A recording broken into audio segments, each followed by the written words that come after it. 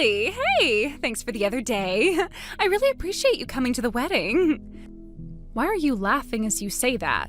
Because I couldn't stop laughing at how socially awkward you still are. I made a conscious effort to be respectful, both in how I dressed and how I carried myself. After all, I am the bride's sister.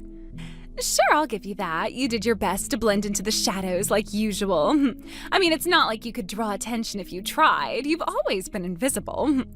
So I guess you were just being your usual awkward self. Was there an actual reason you contacted me? Storm, I think you're forgetting something. We're practically estranged, you know. I only went to the ceremony out of obligation, for Dad's sake. So as far as I'm concerned, I'd rather you not contact me at all. Oh, really? You sure you want to say that? What now? I overheard Mom and Dad talking at the reception, you know. You're living in some bottom-of-the-barrel poverty situation, right? They said you're making, $10,000 a year? That's like $800 a month. How are you even surviving on that living alone? You must be in some real dump of an apartment. Wait, $10,000 a year? Where did that number even come from? Like I said, I overheard them talking. I seriously don't recall them saying that. 10 grand a year is practically NEET level, sis. Meanwhile, look at me. I've married a rich guy who works at a major company, and I'm living the dream as a full-time housewife. I don't have to work and still get to enjoy the luxurious life.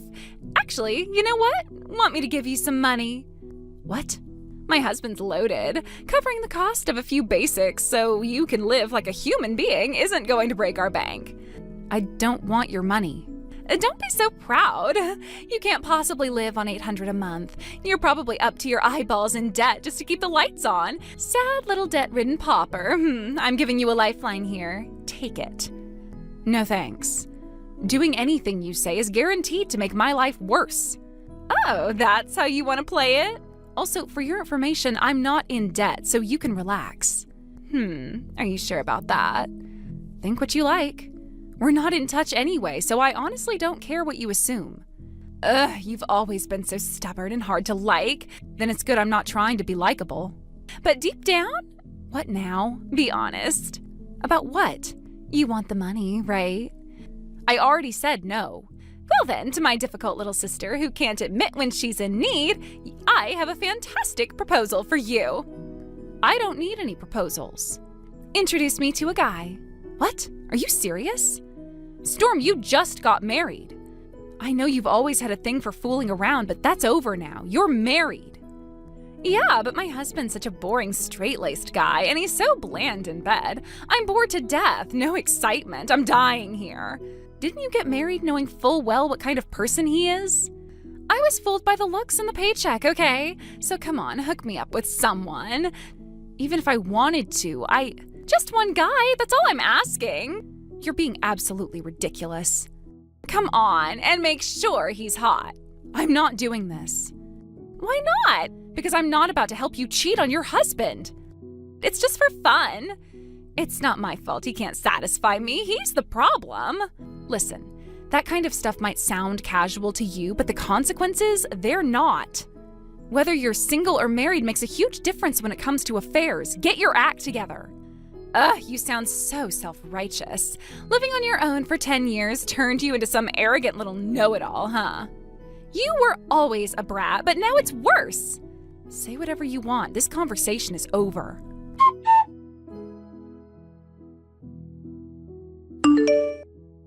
Millie!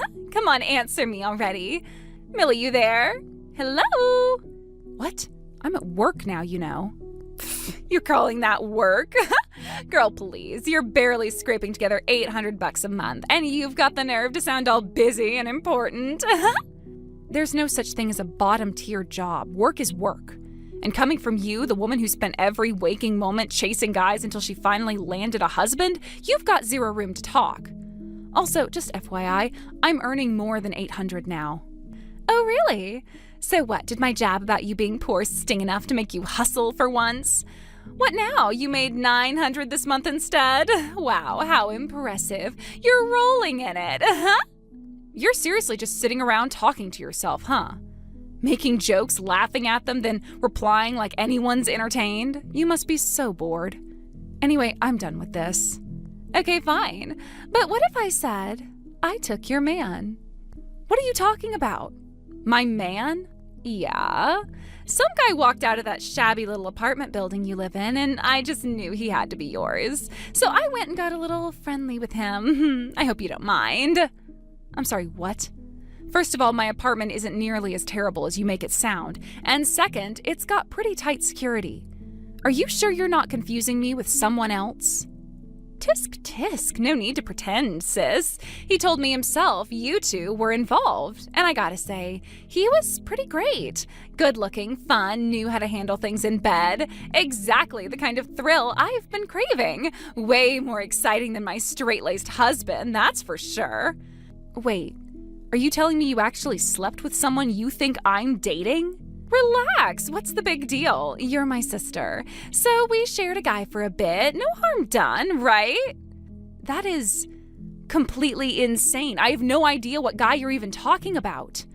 Oh, come on, don't play dumb. He said you were struggling financially too, so I figured why not help out? I handed him $30,000. You what? Mm-hmm.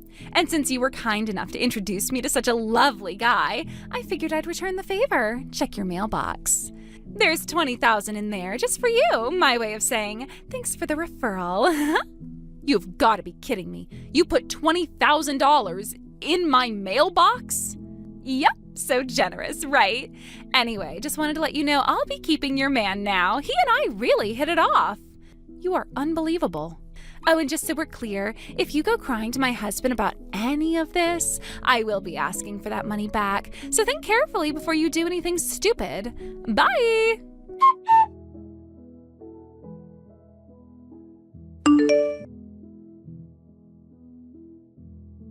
Millie, what the hell do you think you're doing? Answer your damn phone. What? What? That's all you have to say? Don't give me that tone.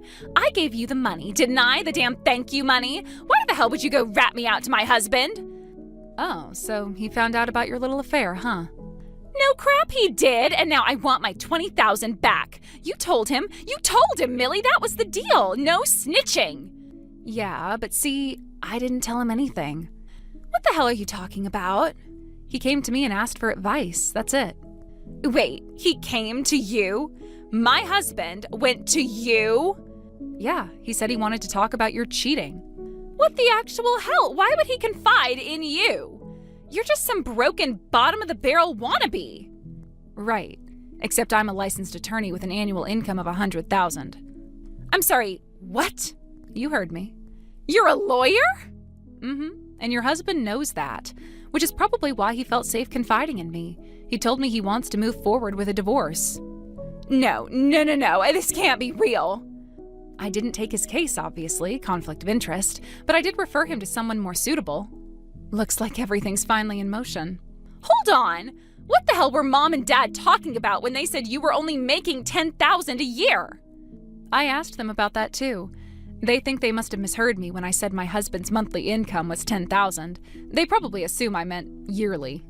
Wait. So your husband makes $10,000 a month?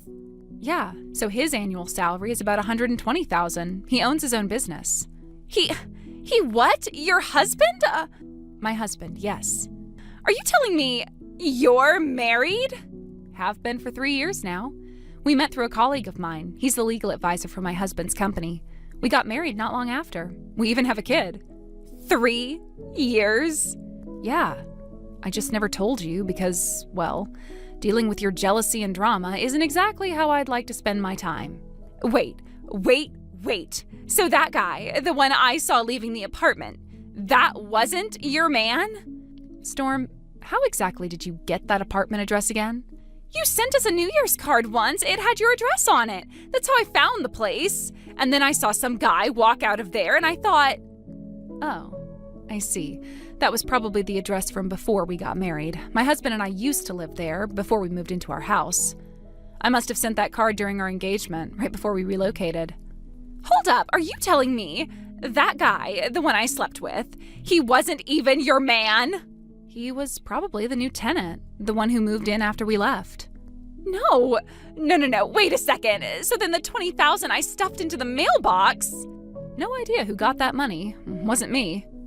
You're lying. You had to have taken it. I was planning to use it as leverage to cover my damages if I ended up divorced. Right. Well, according to your husband, that was his money to begin with. So even if you had gotten it back, it wouldn't count toward any damages. It'd just be returning what you stole. Oh God, no. No. What do I do? $50,000 is gone. I don't have that kind of money. And that's not even the worst of it. What now? The $50,000 is just what you have to repay. It's not counting the compensation your husband could be suing for. That's additional. You're saying $50,000 isn't even enough? Exactly. He could demand more, depending on the emotional distress, the damage to his reputation, breach of trust, all that. I'm screwed. Also, just so you know, Mom and Dad aren't going to help you. What? They told me flat out. They're not lifting a finger for you. They said if you blew through $50,000 and wrecked your own marriage, then you can dig yourself out on your own. No, this can't be happening. Millie, please help me. Be my lawyer, I'm begging you. What? You're a lawyer, right? Just work my case for free, okay? If you can just get the refund dismissed or have the damages reduced, I'll owe you forever. No. What do you mean, no? You're my sister. You can't just abandon me like this.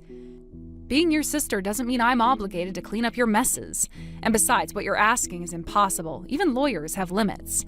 We can't magically erase wrongdoing just because you regret it now. You are heartless. No, I'm just done letting you drag me into your schemes. I told you, don't involve me. You didn't listen. Millie, please just wait. Don't leave me. Wait, please, don't leave me like this.